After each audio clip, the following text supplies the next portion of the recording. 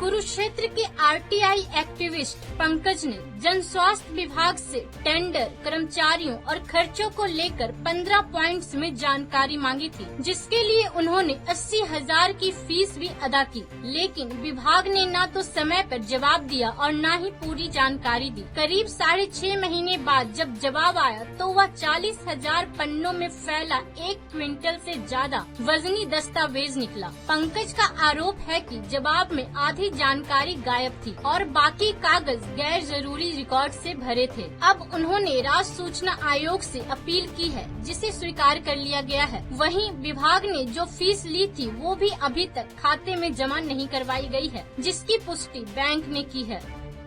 30 जनवरी को मैंने एक आरटीआई के तहत सूचना मांगी थी पब्लिक हेल्थ डिपार्टमेंट से, तो 3 फरवरी को उनका मेरे पास रिप्लाई आया कि 85,000 रुपये जमा करवा दीजिए। हैरत की बात तो ये है कि 3 फरवरी को उन्होंने मुझे एक ही दिन में 2 चिट्ठियां भेज दी और दोनों का एंडोर्समेंट नंबर अलग अलग था।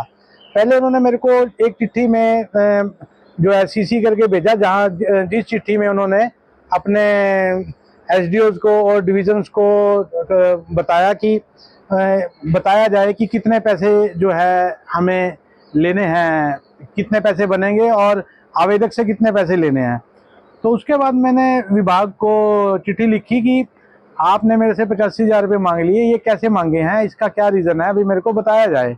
तो मुझे जो है उस चीज़ का कोई रिप्लाई ना देकर मेरे को सिर्फ यही कहा गया कि आप 85,000 रुपये जमा करवाओ, जिसमें 80,000 रुपये सूचना देने के और 5,000 रुपये पोस्टेज के, जबकि आरटीआई में पोस्टेज के एक्स्ट्रा पैसे ये ले ही नहीं सकते। पहली बात तो ये है कि जो मुझसे 5,000 रुपये मांग रहे थे वो गलत मांग रहे थे। उसके बाद मैंने 10 फरवरी को 10,000 रुपये का एक ड्राफ्ट देके इनको रिक्वेस्ट की कि मुझे बताया जाए कि भी कितनी जानकारी आप इलेक्ट्रॉनिक देंगे, कितनी जानकारी आप मुझे हार्ड कॉपी में देंगे, लेकिन उन्होंने इस मेरे लेटर का कोई जवाब नहीं दिया। हार कर मैंने 10,000 रुपये एक बार और 70,000 रुपये एक बार, 80,000 रुपये कुल मैंने जो है जमा करवाए।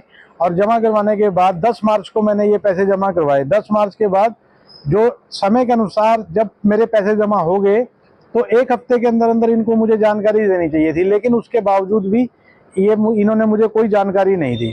तो हार कर मैंने 26 मार्च को डीसी कुरुक्षेत्र को मेल किया और उनको सारी बात बताई, और जो मुझे दिक्कत आ रही थी कि मेरे से पैसे भी ले लिए और मेरे को सूचना नहीं दे रहे, तो वो सारी जानकारी मैंने कुरुक्षेत्र के उपायुक्त को दी। लेकिन उसके बावजूद भी ये जो अधिकारी है, जो पब्लिक हेल्थ डिपार्टमेंट के में जो इस समय एक्शन है, वो इस बात पे अड़े हुए हैं कि जानकारी नहीं देंगे। जानकारी ना देने का सीधा सीधा कारण ये है कि अगर ये जानकारी देते हैं तो उस जानकारी में इन्होंने सरकार के नियमों की धज्जियां उड़ा रखी हैं। धज्जियां जो इन्होंने उड़ा रखी हैं, इन्होंने ऑफलाइन टेंडर करके कोटेशंस के ऊपर जो है काम किया हुआ है। जो मैं इनसे सूचना मांग रहा हूँ वो सूचना ये है कि इन्होंने ऑफलाइन टेंडरिंग कैसे कर दी, जब सरकार जो है वो कर ही नहीं सकती। मुझे जो है मेरे सोर्सेज ने बताया कि इन्होंने इसमें करोड़ों रुपए का घपला है। मैंने हरियाणा कौशल रोजगार के में लगे लोगों की भी जानकारी मांगी और ये मुझे वो भी जानकारी नहीं दे रहे जो हरियाणा कौशल रोजगार में जो लगे हुए हैं, क्योंकि उस हरियाणा कौशल रोजगार में डिपार्टमेंट के ही कुछ इन्होंने अपने लोग और कुछ जो है अपना बड़े बड़े जो है अपना जो राजनीतिक प्रभाव रखते हैं, वो लोग जो है इन्होंने एडजस्ट कर रखे हैं और ये उसकी जानकारी ही नहीं दे रहे।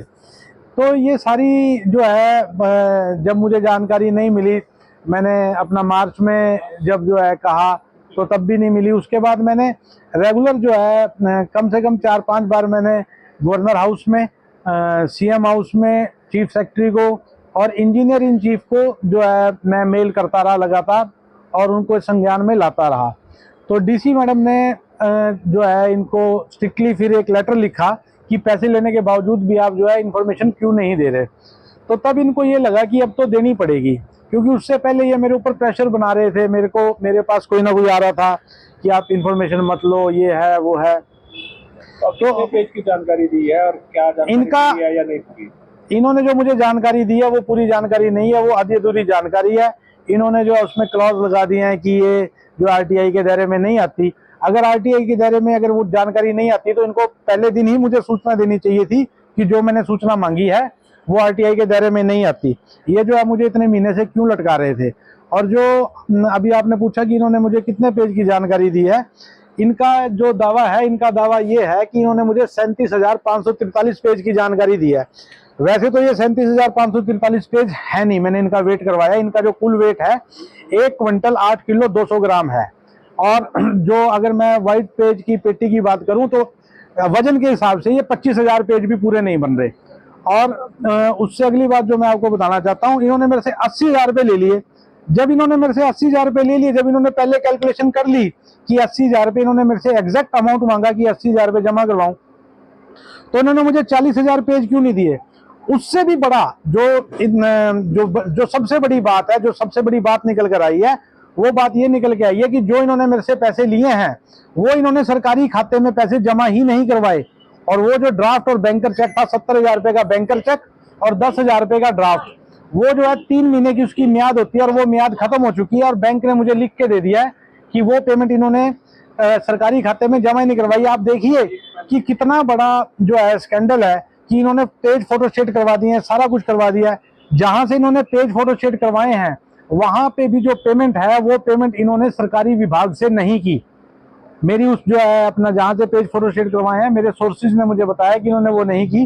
और आप ये देखिए कि सरकार के पैसे की कैसे जो है अपना दुरुपयोग कर रहे हैं कि सरकारी पैसा जो इनको सरकार के खाते में जमा करवाना चाहिए था वो इन्होंने जमा नहीं करवाया। अब देखना यह होगा कि राज्य सूचना आयोग इस मामले में क्या दिशा निर्देश देता है। जनता को पारदर्शिता और समय पर जानकारी मिलना ही लोकतंत्र की असली पहचान है। पंजाब केसरी टीवी के लिए कुरुक्षेत्र से अशोक यादव की रिपोर्ट।